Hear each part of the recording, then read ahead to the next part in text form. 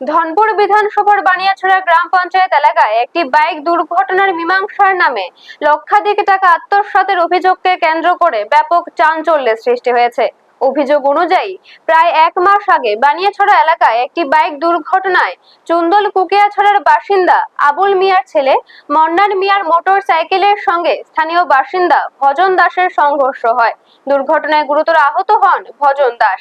পরে তাকে জিবি হাসপাতালে ভর্তি করা হয় এবং কয়েকদিন চিকিৎসাধীন ছিলেন। ঘটনার পর এলাকায় একটি সালিশি সভার আয়োজন করা হয়। অভিযোগ, সেই সময় সুনীল সরকার ওরফে তুফান আইনি জটিলতা ও মামলার ভয় দেখিয়ে মন্নান মিয়ার পরিবারের কাছ থেকে ক্ষতিপূরণের নামে মোট 1,30,000 টাকা আদায় করেন। তবে অভিযোগ উঠেছে ওই টাকার মধ্যে আহত ভজন দাসকে দেওয়া হয়েছে মাত্র 25,000 টাকা।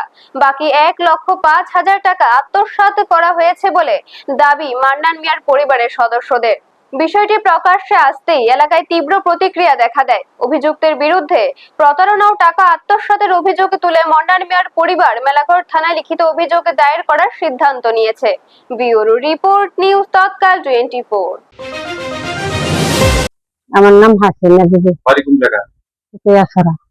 কি হয়েছে ঘটনাটা আপনার? ঘটনা অ্যাক্সিডেন্ট হয়েছে আমার ছেলে। কবে অ্যাক্সিডেন্ট হয়েছে? তারিখটা মনে নাই আমার। অনুমান কয়দিন হলো? 1 মাস। কোন জায়গায় অ্যাক্সিডেন্ট? বানিয়াছড়া। কার সাথে অ্যাক্সিডেন্ট হয়েছে? এবার হেবাটা কইতে আছে আমরা টাকা টাকা দিলে হেবাটা শেষ বেশ করে দিব।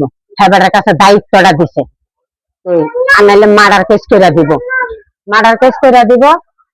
এরপর আমি কেছি মার্ডার কেস করে দিবেন, আমরা তোকে টানা রুগীদের মারা। আপনারা দেখছেন নিউজ তৎকাল 24।